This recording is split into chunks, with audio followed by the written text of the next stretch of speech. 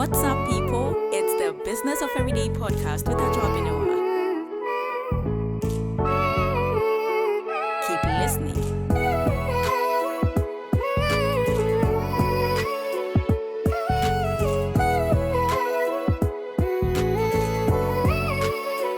Keep listening. Hey friends! So I'm super excited about this new series we are beginning. I bet you can tell from my tone. Cause yes, money matters. I mean, who isn't excited about money matters? You know, we all love it, but it doesn't look like a lot of people actually take time to really get the understanding of how money works in order to make the best of it. I feel in the heat of this economic crisis that the world is currently experiencing, depending on where you're listening from, I don't know the severity of the situation, but in my country, Ghana, it is pretty much hot in here, and I cannot think of a much better time to bring on board friends in the finance industry to help us understand what is actually going on and, most importantly, how we can navigate our way through this period.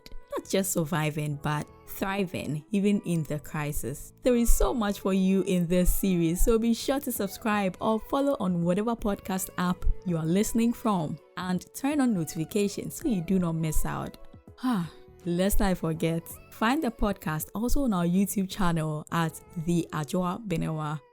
Should I spell it? Okay. TheAdwoaBenewaa. I intentionally paused to allow you time to find that. I hope you did. Thank you. On today's episode, we are talking about ways to sustain our finances in times of economic recession or crisis. And my guest for today is my brother and friend, Benjamin Amofah frimpong. Ben is a microfinance practitioner with over 10 years of experience in the banking field, precisely microfinance sector, and a student member of Chartered Institute of Bankers Ghana. He is passionate about growth and believes that growth is to be experienced in our everyday life. And that makes him a strong advocate for holistic growth. As Ben is all about growth, let us see how best he can help us grow our finances in this tough economic situation we find ourselves in. I'm very much ready. Are you? Let's get into it. Ben, welcome to today's episode of the podcast, and we are glad to have you here. How is everything going? Maybe the economy under which you are is doing well, so maybe you are not feeling the heat. How is it? Thank you very much, Ricky. Thanks for having me. By God's grace, we are doing well. The world is facing tough times. The world is facing very challenging moments, but then we are surviving.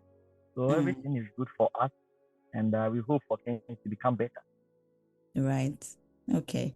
So we want to just jump straight into today's topic. And we are talking about how we can sustain our finances in times of crisis or recession. So, even in the intro, I kept talking about economic recession and economic crisis and all that. And this is not just in Ghana, but on a global scale. So would you help us understand what this is? Economic recession. When we say economic recession, or, a country or a nation or the world is in an economic recession, what does it mean? And what impacts, does this have on us, even as individuals? Thank you very much. When we talk about economic recession, most often being put as recession or economic crisis, they are simply times whereby the economic growth of a nation is temporarily suspended. In a way, it means that there is a temporary negative economic growth over a period of time. And it is a period whereby production of goods and services are at a decline. So there are times things aren't so good financially in the pockets of people as individuals and as a nation. And these are times that as individuals, we are faced with unemployment. We are faced with having challenges accessing our provisions, that is our practical needs in terms of goods and services. And in countries like us, which is so much dependent on imports, You see, currency depreciation is one of the key things that we are being faced with, and inflation is very key. So these are the things that as individuals and as a nation we get to face when we meet these times of recession or economic crisis. And economic crisis, it's not like anything so odd. There has been so many times that we've been faced with economic. Even Ghana, there's been so many times that we've been faced with economic crisis. The world has come into contact with economic crisis so many times. There's been a series of it. So there are things which happen in our normal life, in our daily life as a nation and as individuals. And I believe that when it comes, we deal with it, just as we are discussing how to handle such times. So that is what I would say in a simple term. That's right. So even as we proceed, we'll get into the details of it. But for those of us who are Christians, and I know you are too, what does God's word instruct us to do, even in times as these? What is God telling us in his word concerning such periods of economic crisis and challenges and, tough times in general? As Christians, we always say that God is our provider. What it means is that even though we are in the world, we handle things in the world, we enjoy things in the world, but we so much also believe that it is God that makes these things available. So when the world is facing scarcity, when the world is facing financial challenges, when the world is facing recession, we are in the world, so we are part of it. We also believe that the God who caters for us and makes our provisions also will cater for us. So from the Christian and biblical perspective, I so much believe that a Christian should be able to survive crisis, not much to talk of economic crisis. So it is within our reach and it is within our strength to be able to manage economic crisis. But then I want us also to understand that as Christians, we are bound to face crisis. It happens. The Bible has a lot of stories that narrate and gives us scenarios of people of God, great men of God facing crisis. It happened in the time of Isaac. It happened in so many other times. In Egypt, the Bible talks about Joseph. And what made Joseph so popular was recession. There was famine. The whole world was brought to its feet. And things were so tough. And Egypt had Pharaoh, and Pharaoh had Joseph to guide him to be able to lead his nation to survive such times. So there are such times, tough times. Ecclesiastes said that there are times and seasons. But I want us to understand that as Christians, we believe that God controls times and seasons. So to everything, there is a time for every purpose under heaven. And crisis are such times. So long as we have economic growth and there are times, we also have economic crisis or economic downturn, which are also another time. But then God has it all under his control. And our faith in God gives us hope that regardless of how difficult things are, we are survivors. That's right. That's right. Even as we're talking, I'm being reminded of certain people in scripture whom in tough times, God, by his wisdom, directed and ordered their steps in terms of the things that they should do. You realize that sometimes when we are faced with challenges, the first thing that comes to mind is maybe I have to move from this place. So you see a lot of people trying to move out of the country, trying to, move from where they are to a different place to ensure that at least they'll get, better suited conditions that will favor their growth. You look at the time of Isaac and there was famine. And what the Bible tells us is that God commanded him to stay where he was. So he worked in the very place where things were really difficult. As he did, God multiplied it. And even in crisis, the man became wealthy and wealthy and wealthy. We look at Elijah, and at a time that he himself, had commanded that there will be no rain for 3.5 years. And this man had commanded something, and now he's in the situation himself.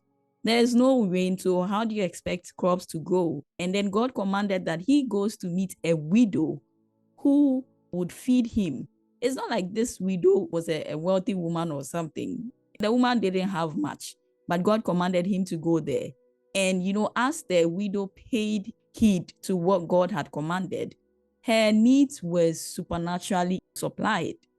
God made provision for her as she also took care of Elijah for that length of time. There are so many periods in scripture that we see God lead his people through crisis, lead them, and out of it, they come out thriving, not just, about survival. And so there are so many things that as Christians, we can go back to God and God can lead it. I mean, I like what you said. You said God is still in charge of all economic crisis. The very things that will scare us, they are not things that will scare God. He knows and he's in charge. So once we go to him, he grants us the wisdom to be able to handle such stuff. And so even as we move on, I want to ask you, as a man with in-depth understanding by way of your knowledge and also experience in the world of finance, what are some tips you can share with us in these times that, would help us not just survive, but thrive? Times like this needs to be managed well if you want to survive. And you need to be on top of your game in everything that you are doing, in every aspect of your life, if you need to survive. Times like this consume life, they consume resources, they consume mind. If you are not careful, it will eat your mind and you will always be filled with depression. You'll be oppressed by times like this. This is the time for you to step up and live on top of it. And that is the only way to survive in times like this. Surely, these are tough times. Nobody is saying these times are better. And they are not easier for Christians too. So I will not say that because you're a child of God, so things are going to be so easy.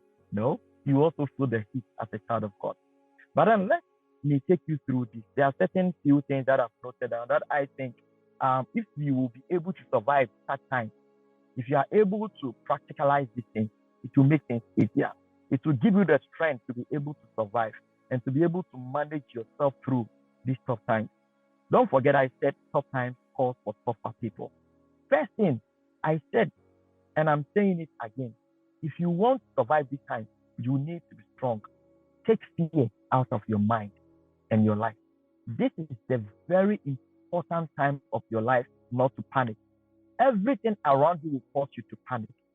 One of the major costs of most companies is their staff cost, and their employee cost is one of the first things that they will go at when they hit this kind of moment. They will want to cut down their staff cost, and they have to lay off certain staff. I don't know if you have been laid off. I don't know if your business is receiving hit by this time and this crisis. You are an entrepreneur, sales is at a decline. People are not buying. If you sell perishable goods, if you are not careful, things will be there, and then things will be getting destroyed just like that. You'll be hitting at loss. These are the times not to panic. That is the first thing I want you to understand. You cannot panic. You will need to be strong, more stronger than you've ever been. Two, you need to be courageous. You need to be confident in your work, and you should confidently work your way through this storm. And that is one of the ways that you can survive this time. You need courage, confidence. If you are working, don't allow the hate to take over you. The hate of low sales, the hate of losses. Think through, find different diverse ways of managing your business to be able to give the business enough strength and boost to survive. Your capital is going to receive hits because losses will deplete your capital, but you need to find ways. You need to keep on trying. You try, you fail, you need to keep on trying until it works. If you are an employee, you need to work hard. This is the very time to be able to work hard, to be in the best of shape in your workplace. Three, you need to build a positive mindset dominated by hope and faith. You will need to position your mind in a way that, you see, these times will surround you with negative emotions. It will surround you with negative atmosphere. You will be filled with negative air to breathe in, but you will need to stop yourself from getting dominated by this negativity. People around you are going to cry. They are going to complain. But then you will need to be able to push yourself together. You need to say to yourself that things are tough, but I'm going to get tougher. You will need to build a positive mindset. But one of the practical ways to build a positive mindset is prayer. You know that prayer positions you in a positive mood.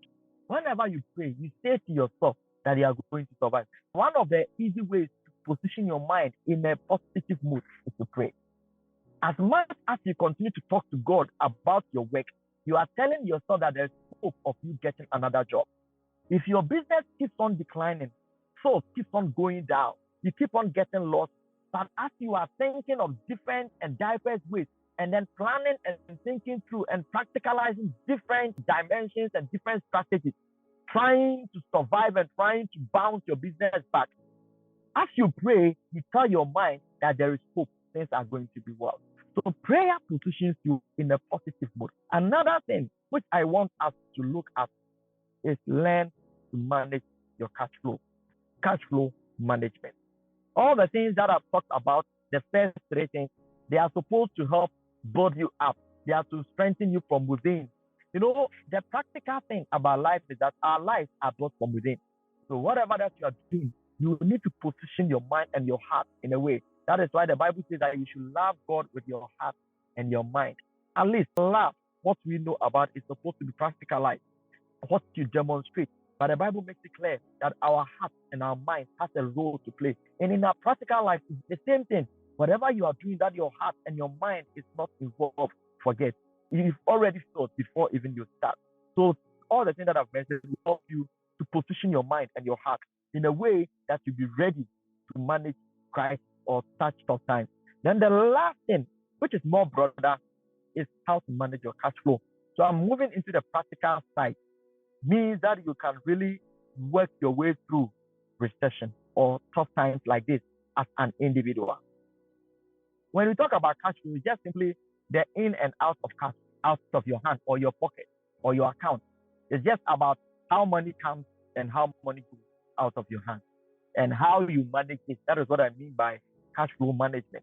So how do you manage the money that comes into your hand and how do you manage money that goes out of your hand? Proper management of these two instruments will help you to survive in times of recession. So let's talk about the inflows. If the cash flow is just simply about inflows and outflows. Inflows means money that are coming. Outflows are money that are going out of your hands.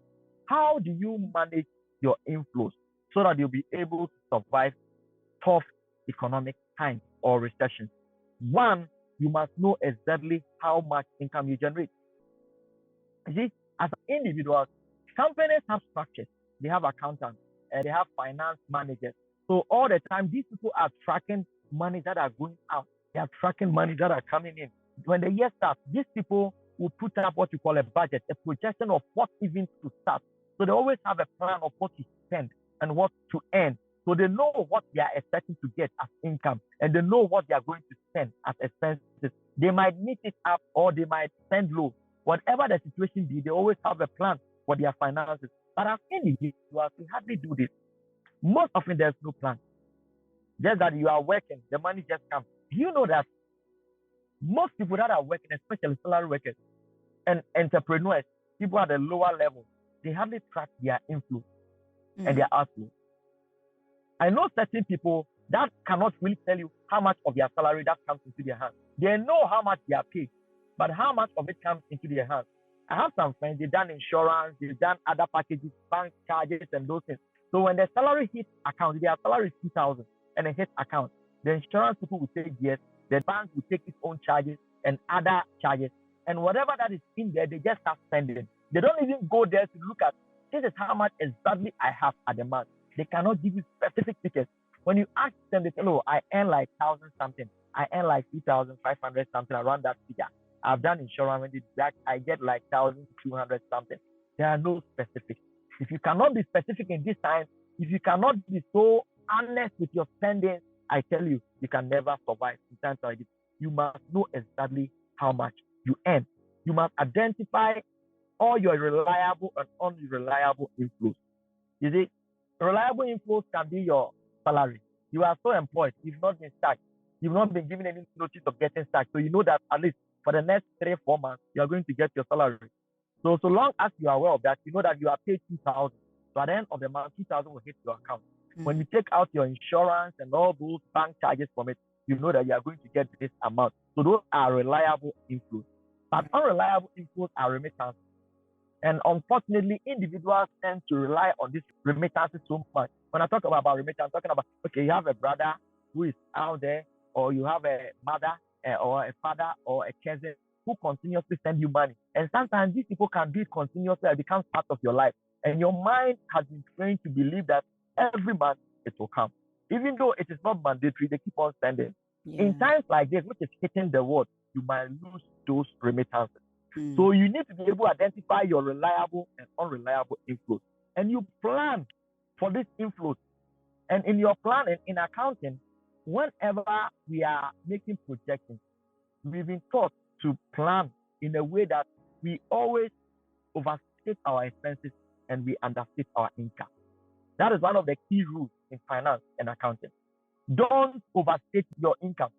That is very dangerous.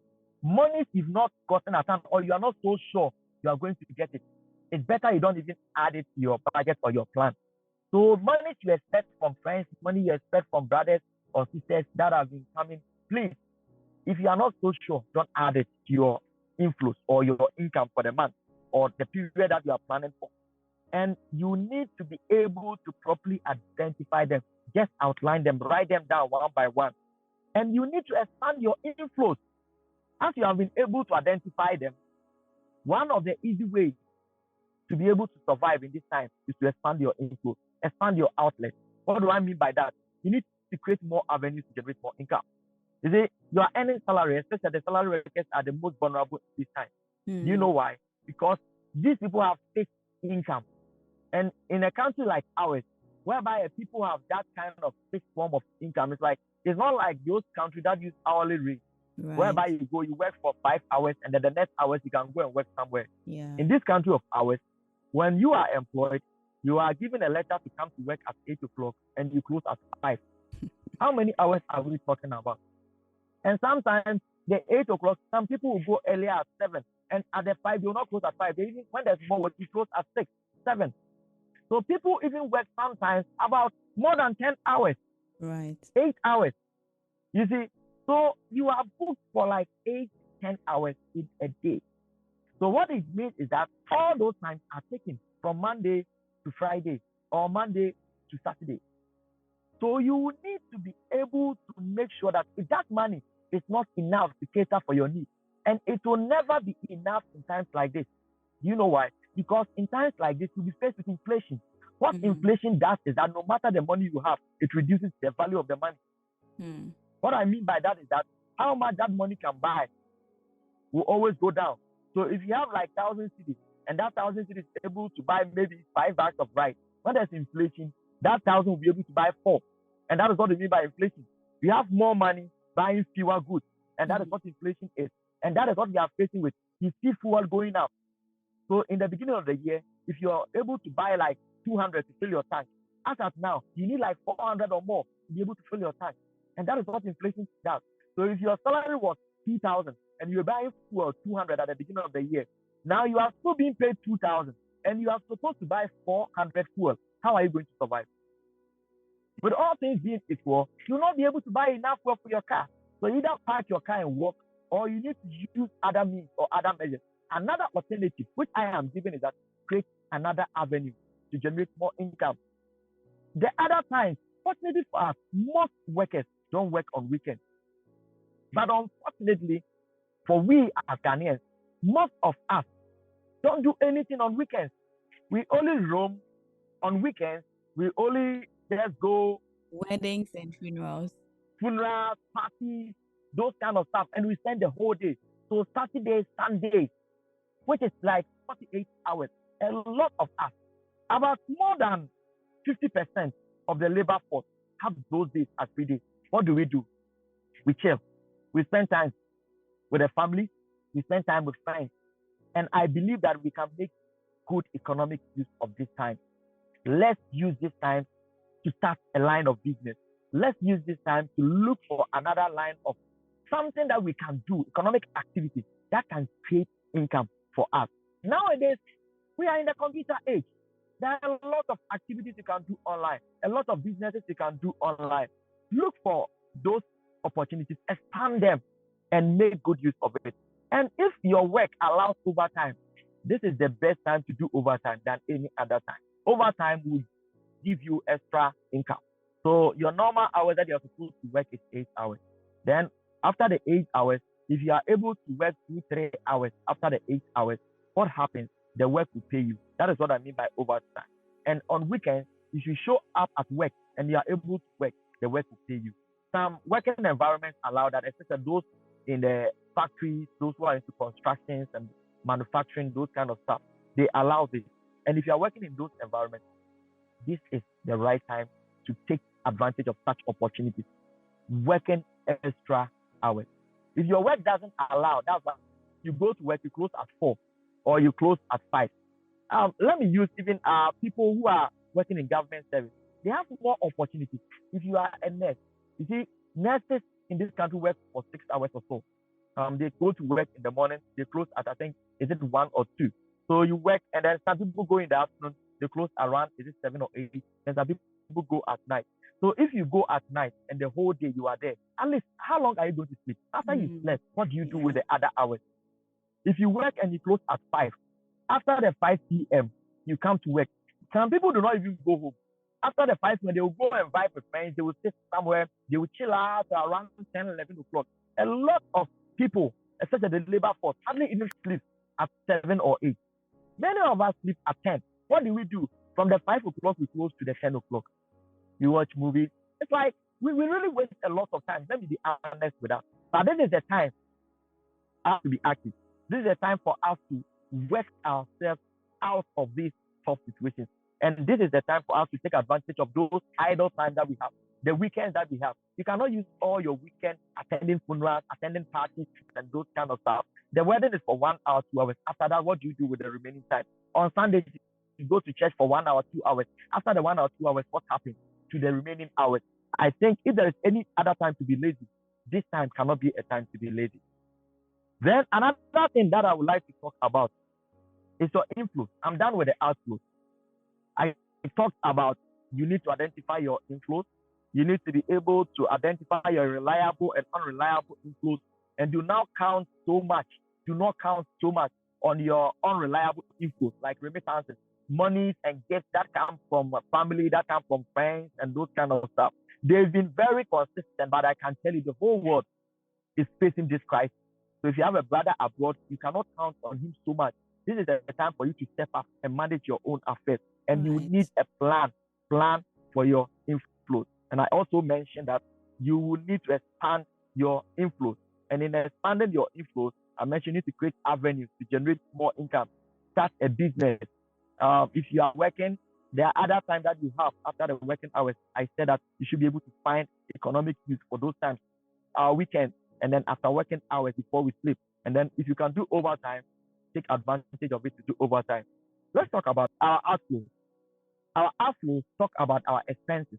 That is money that goes out of us, how we spend the income, the inflows that we receive. One, I want you to take caution of this. You must be conscious of your spending. This is a time that what you buy today, if you buy one bread at 10 cedis, in about less than a week, you will see that you go and the same bread will be costing about 15 cedis. You need to add up about 3-5 cedis to the original amount that you used to buy the same bread to be able to consume the same volume of bread. So this is the time for you to be conscious. This is not the time for you to be extravagant. This is not the time for you to be careless in your spending. This is not the time for you to be buying on impulse. This is the time for you to be conscious about your spending. So you must identify all your recurrent expenditures. Like you need to know your bills. Some people cannot even tell how much they spend on food, how much they spend on transport, how much they spend on those recurrent stuff, things that we do every day. But my sister, my brother, if you want to survive this time, you see, you know how much you are earning. You are a salary worker like me. You may not have any other business providing inflow. You only have that 2,000 to count on. This is the right time for you to know how and what you are going to be using that 2,000 for. There should be conscious effort. You need to know your bills. You need to be able to properly identify all these things. And you must prioritize your expenses. In prioritizing your expenses, you focus on your basic needs. You must focus on meeting your basic needs. What I mean by your basic needs: clothing, food, rent. I'm telling you, if there is any other time that your landlord has been very, very, very, very merciful to you, this time, if you are not careful, you say your landlord is wicked. But you need to understand, your landlord also depends on your rent to survive. Yeah. So your landlord needs your rent, and prices of goods and services are going up. So your landlord needs that money to be able to buy food. Prices of food have gone up, so you cannot continue to buy things. So you should expect that your landlord is going to increase your rent when it expires. So you should be able to make provision for all these things. So you must put your rent, your food, your clothing, it should be on top of your spending. Unfortunately for us, some people will be spending more of their money attending programs, and before they are 2 years or 1 year expire, then they start thinking about paying rent. Please, this time, if you are not careful, as I said, you will say your landlord is wicked, but your landlord is not being wicked. Your landlord is only trying to survive. You just need to prioritize your expenses. Focus on basic needs. I'm not cutting you, but maybe what you just said gave me understanding as to why these people like increase. Because I'm like, this whole year you've not done anything in this house. So why you've not bought a new cement, you've not painted anything. So why are you going to increase, the rent? And I'm always talking about this thing that these people, why do they do that? Maybe what you're saying just gives me clarity on, these things. Yeah, my landlord called me, and I think he sent a letter, and he called and said that this letter is not like I'm being wicked or anything like that, but prices of things are so expensive, and if you continue paying this same money, I depend on this money to survive. So you need to at least cope with it. I was trying to beg him, he was saying, bro, things are hard. When he said that, I couldn't say anything again. Also, they are only trying to survive. Yeah. So you need to prioritize your expenses. Make sure that your basic needs comes up. And you need to know things that are relevant. And that is one thing. You see, a lot of us focuses on irrelevant things. And we spend so much, and when it gets to the relevant things, then it becomes a problem.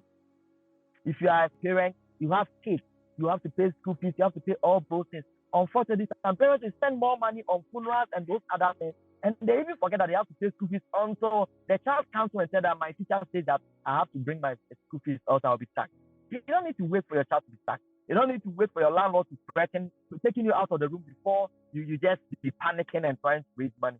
These things need to be prioritized in your spending. That's right. You need to cut down your expenses, the less relevant ones. The economic people call it scale of preference. You put more important things up, then the lesser important things, you bring it down. So after you've been able to make provisions for food, for water, for light bill, for clothing, and then rent and those kind of things, then you come down to the programs and those kind of things. So what I'm trying to say is that you need to cut down on the programs you attend. It is not every program you are supposed to attend. For our ladies in this country, brother, is well so. Because every wedding you have to go a new clothes. I can't move away from it. Every wedding you have to sew clothes, and every wedding to the one to attend. And I think these are things we need to look at now. My sister, if there's any time to look more beautiful, this is not a time to consider beauty. Leave us alone. This is time for survival. Leave us alone. This is a time for survival. So if that clothes you sold for the last wedding, please forget about what others will say. Shut them off. Wear what you think you are okay with. That will make you feel good in your mind. Don't go and buy clothes for every wedding. Then when you go to the house, you'll be crying. It won't do you any good. And I can assure you, if you continue that lifestyle, you're going to cry. And I need to caution everyone who is listening to us. We have faith. We believe that God works in mysterious ways. But please be cautious. What is happening now, it is not ending anytime soon. Not for us in this country. You see, if you listen to the budget and if you listen to the discussions going on, you will understand that government provisions is even entering 2023, 2024, thereabouts. So it means that at least about a year or two, if our leaders will be able to work their way out of this and then be able to create favorable economic conditions for us, that will be at like 2 years. They have short-term plans. The short-term plans will only handle the basic issues. And those things wouldn't be enough. Individuals won't be able to feel much impact from those things. It will take time for us to feel the impact of whatever provisions or whatever measures they are going to put in place. IMF is here, but IMF will take time to be able to guide us to work our way out of this. So please, this time around, be a little practical. Add work to your faith and make plans for your expenses. Spend on relevant things, reduce and cut down irrelevant things, and avoid or ignore unnecessary spending and outings. Every weekend you go out. Yeah, I think it's just within the week that I was just contemplating. I was hungry. I wanted to go get some food, but the price of the food I wanted to go and get, and I was doing all those calculations, and I was like, finally, I managed to beat this, temptation. I was like, okay, I'm going home. I'm going to cook my food to eat. On my way almost home, imagine, see how some people just sent me a text message. Are you hungry? This is this and this and this and that. It was so it was so enticing. I remember I posted it and you were even laughing. I'm like, these Yeah, people, I but you saw don't that know what part. is happening. I was like just right in time. I wanted to, I wanted to chill small. And then they just brought the food right on my phone. They added the number, this and this and this. And I said, Yes. hey, even economy, see the price. So I was like, Mm, no, you people, I those- refuse you. I won't buy. So I went to and went to yeah. I went to eat my rice like that. You need to. And I'm just hoping that our listeners will listen and so that we'll be able to work our way through this tough time. You see, you need to be financially disciplined. Yeah, that's As the word. you know that this is how Discipline. much you Yeah. earn, you need to be able to spend within your income. Please, let's spend within our income. Don't use your salary and anticipate that Kofi or Kojo will bring me money. Kofi or Kojo might steal you. Please leave us. We have faith. Kofi or Kojo is also struggling. Since the money that he was earning, at least he was able to plan and make. This time, you can hardly plan. Because whatever you plan for this month might not survive the next month because of inflation. So your 2,000 that you plan for this month, you should expect that next month you need to adjust your plans. So you should continuously be taking prices of goods and services so that you can make plans for whatever income you are earning. If your income is not changing and if you are not creating avenue to bring in more money, then you should be ready to be cutting down. So if you are eating more, you see, as some of our colleagues in school used to say, either you go 011 or 101 or one, is it 101 or 100 or 001? That is, you eat in the morning. In the afternoon, avoid unnecessary snacks and then those kind of things. If you're able to cater for yourself well, eat well this time. And what I mean by eat well is not like eating so plenty for your tummy to be so no. Just at least you can have a way of eating a balanced diet which may be within at least your income level. This is the very right time to avoid things that will pose threat to our health. Because this time around, if you fall sick and your sickness is so dangerous, you might hardly get even friends to be able to contribute to support because they are struggling with their finances. Be able to manage your health well, at least you reduce. You cannot entirely eradicate hospital bills because one way or the other, as humans, you may fall sick once in a while. But if you're able to manage yourself well, at least the number of times you go to hospital, you and your family will be reduced. That's right. And another last thing that I would like to talk about is proper resource management. You Mm. see, you have prioritized your expenses. At least you know that these things are very important. I need food stuff. I need electricity. I need it. You make provisions of money and then you've gone to buy them. Please properly manage your electricity. Do not allow your kids, the family people, to be wasting electricity in this time because electricity is going to be more expensive in this time. Not expensive in terms of its actual value, but let me tell you about some of the other costs of electricity. This is what is happening.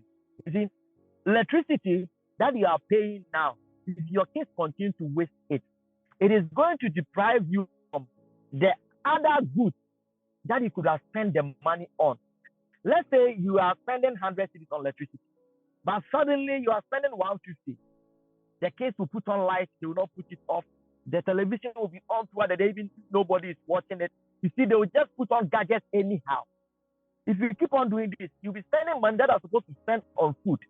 And I told you, price of food will continue going up. So you were supposed to even buy milk, maybe 4. You were able to buy 3. And the 3, if you are not careful, next month, you have to spend more on electricity. So you have to buy 2. So you will need to be able to manage some of these things well. So that you can have enough to spend on other relevant things. So please, manage well what you have to avoid or minimize waste. Food stuff, if you don't know how to store food stuff, the perishable ones, please make sure you learn. Now there's YouTube, there's internet, learn how to store. And in doing that, you are saving costs and you are saving funds too to be able to spend on the other things. And then electrical appliances, their values have increased and they are almost doubled. So please, let's manage the use of these appliances to avoid going to buy them and to save those spendings. And lastly, when it comes to the resource management, Build savings culture. It is very, very important. Build savings culture. These are times that your income cannot even buy what you need. So why do you need to save? You need to save because the money that you have now, it is the same money that is going to come. Assuming that all these things that I'm saying you are practicalizing, and then you've been able to at least do a very tight budget, that you are spending within that budget.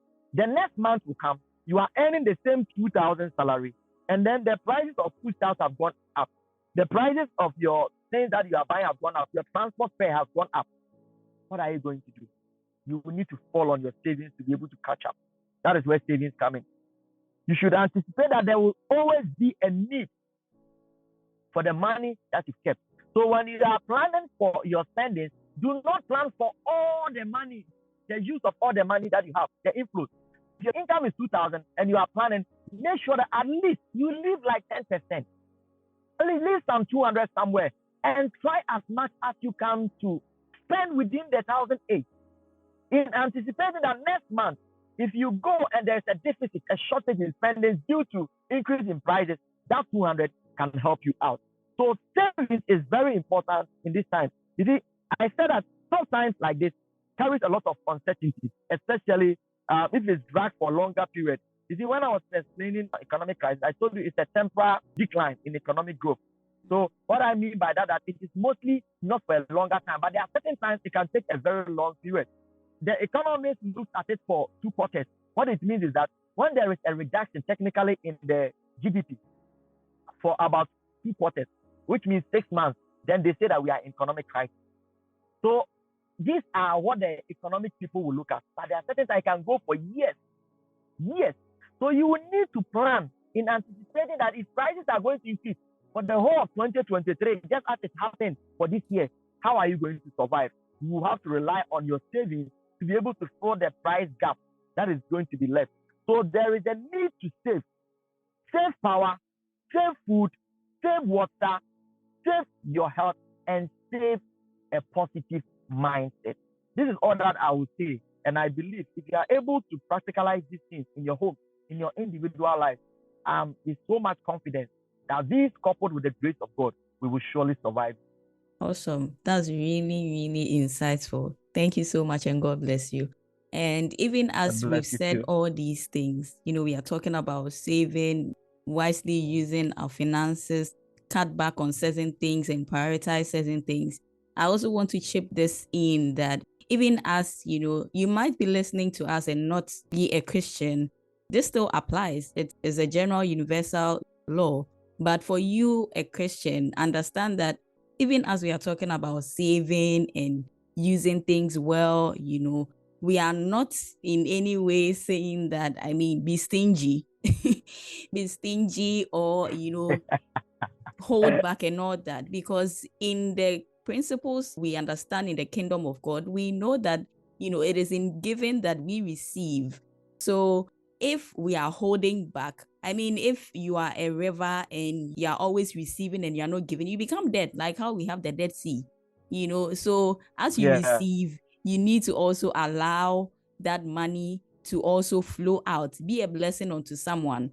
Don't be stingy. You know that you can help someone, but you say that you don't know what is happening. We are all suffering. Meanwhile, you could have it's not like any big thing. Sometimes just something small, but it will go a long way. So let us understand that.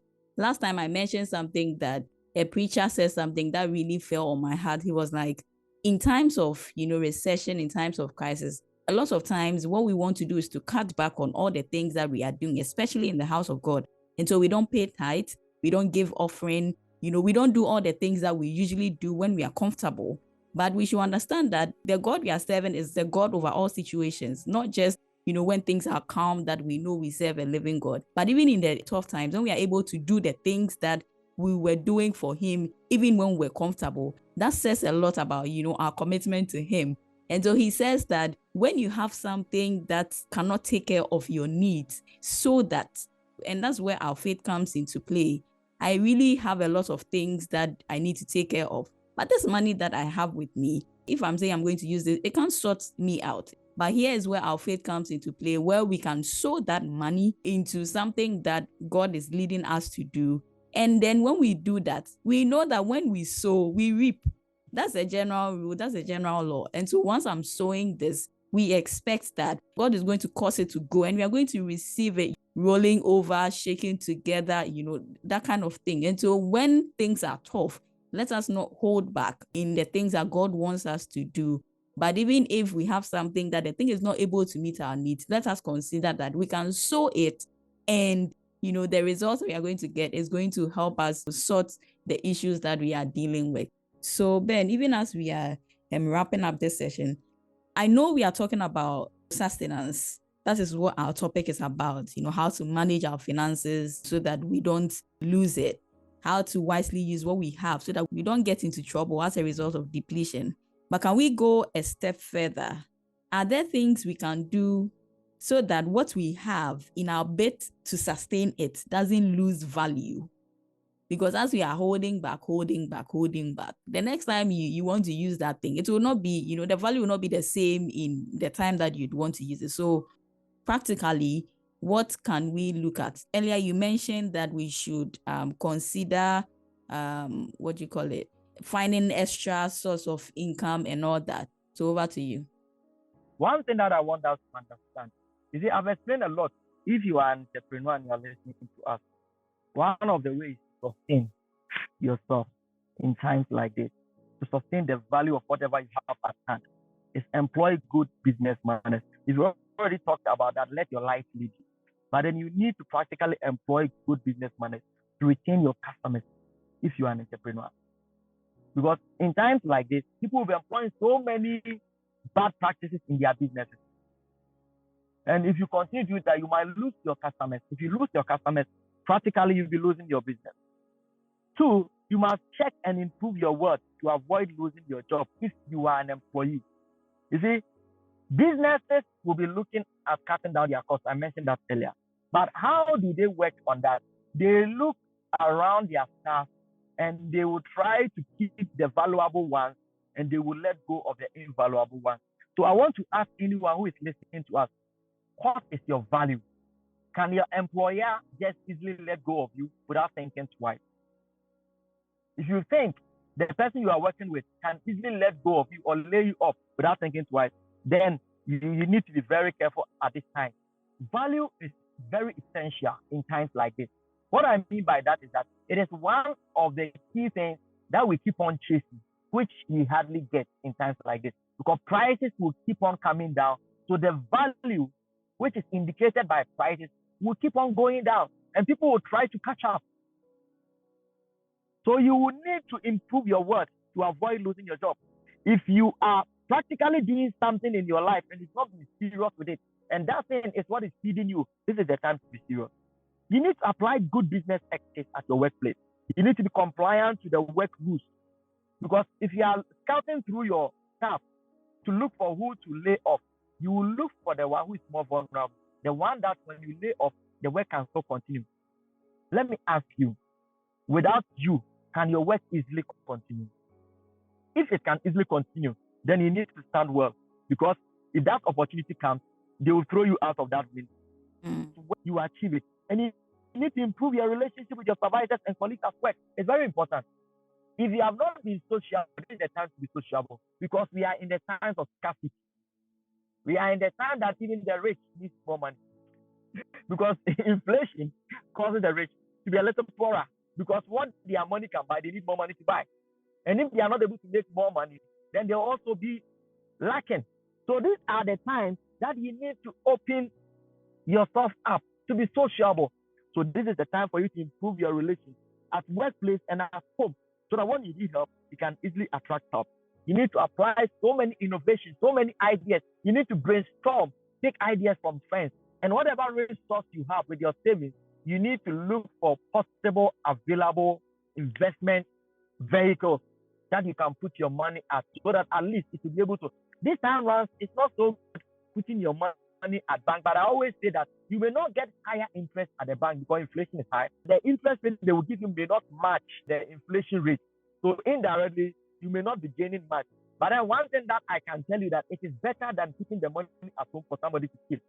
If it is fixed deposit you want to do, if it is treasury you want to do, because of government policies and other things, I know for sure stocks and other things are not becoming so attractive, those long-term investments. But at least the short-term investments are available.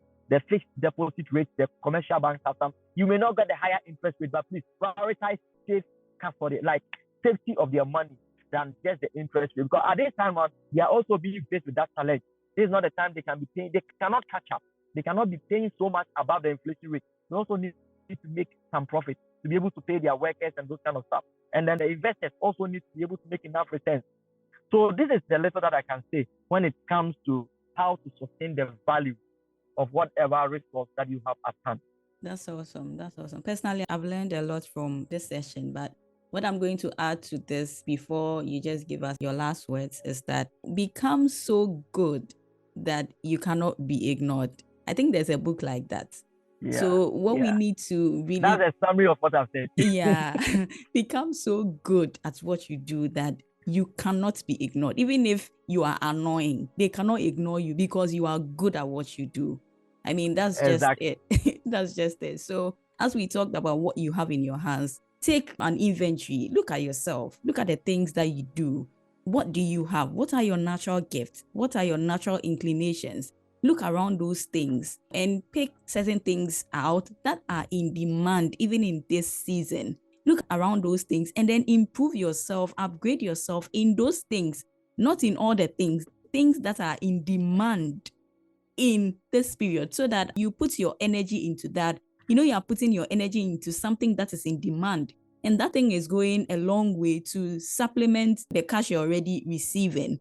And some of the things that you mentioned that really sank in well, when you were talking about inflows, you said that we shouldn't rely basically on the goodwill of people. And also we should know specifically what we earn. Also, we shouldn't plan with what we don't have. I mean, we should plan with what we have in mind. I mean, someone will say, I'm going to give you this money next month. You don't have control over the person's finances. And so you cannot make plans based on someone's promise. No, even God's promises, sometimes we are like, oh, it is delaying. How much more human beings, even though God always delivers. And so let us not make plans based on humans' promises. Make plans based on what you have in hand. My former boss, he'll be like, okay, this is the job. This is what I need you to do and all that. A lot of people would always be giving him excuses. We don't have this. We don't have this. He says, I am aware that you don't have this, but you have something. Work with what you have right now. That is it. So that Work when you grow it, yes, you can now be able to get the things that you are looking out for. You have all that it takes to work right now so that you can achieve whatever you are expecting to get. What you are eyeing tomorrow, what you have now is enough. If you are able to work diligently with that, you are able to get what you are eyeing. So another thing that you said in terms of the outflows is that we should prioritize on the basic needs. If we know that in a month, these are the things that we cannot do away with. You go to work, you go via transportation, you would eat, you would pay electricity bills, unless you want to stay in darkness, all these things. So you prioritize this and this and this. There's no way, even if you don't have money, it means you have to go and borrow and get it. And we don't want to get to that point. So prioritize. When the money comes, take aside all these things. And in all, don't forget to also save something. And you mentioned at least a 10% we should be able to. And for you, the Christians, remember also to tithe. If you believe in that, remember to also tithe, so that, whatever that we are doing physically, we are also matching up in the spiritual. So these are the things that today we came to share with you. We hope you found wisdom in all the things that we are sharing. But I believe strongly that if we are able to put these things into practice, moving into, the new year, our lifestyles must shift to accommodate these things. We should live not beyond our means, but within our means, so that we don't always go around, begging, for loans and all those things. We are always looking miserable. No, we are stopping that. No. Next year, 2023, we are living responsible lives and we are going to increase in all areas. Whether we are in economic crisis or not, we are going to thrive based on, what God has given us and as we are working with these things. And so, Ben, do you have anything to say even as we finally wrap up? I like that declaration. 2023, we are going to make it regardless of whatever recession of whatever that is happening. I think I like that spirit. I'm just praying that whoever that is listening to us will have that courage, will have that same confession and you should tell yourself that you will survive, and you are a survivor. Yeah. And I know for sure you will survive. But please be mindful. You see, it is not going to be easy. I told my team at work that 2022 we are saying was tough. 2023, if you are not careful, is going to be tougher. Very, very tougher. Things are not going to be that easier, because you see, our leaders will need to be able to break things apart before they put them together. So at least you will have to be squeezed a little before we'll be able to position in that good path. So we should expect, you see, when you look at the budget, there are increases in taxes here and there. Government needs money to be able to reshape the country or the economy. So government will take its money from us. So we will need to be able to plan well with some of these things, and we need to be financially disciplined. And there's one thing I've noticed, which I would like to say whilst we are bringing this discussion to an end. I've noticed some of these things from our sisters. They are really making good use of the social media. I know some of my friends who have learned how to do beats. They've learned how to do makeup and other things through YouTube videos. So, and I know one friend who is making a lot of money from beads and then bags, using beads for bags and those other things. She learned it from YouTube. Unfortunately, there are a lot and many of these our sisters and brothers who are always on YouTube, on Facebook, and on these social media platforms. All that they can do is to watch funny videos, laugh throughout the day. They watch movies, and that is all. It is good to laugh. It is good to entertain yourself with movies, but these are tough times. These are the times to make ends meet. These are the times to step up and make sure that you survive these times. So please, let's toughen ourselves. At least let's give ourselves a little of the time that we've been using for entertainment and those kind of stuff, and let's apply those times to getting ourselves involved in economic activities that will generate more income and more inflow for us. Thank you very much for listening to us. And Prissy, thank you very much for the opportunity. You're most welcome. Thank you also so much for coming on and for sharing these very valuable lessons and also insights with us. So our theme for 2023 is that regardless of the economic crisis, we are going to thrive, not just survive. We are going to thrive. God richly bless you. Thank you so much for listening today. If you enjoyed this episode, share it with someone you know needs to hear it. Do consider subscribing to this podcast on whatever platform or podcast app you're listening from, so you do not miss out on the good stuff happening right here. I will catch you next week. Until then, be great.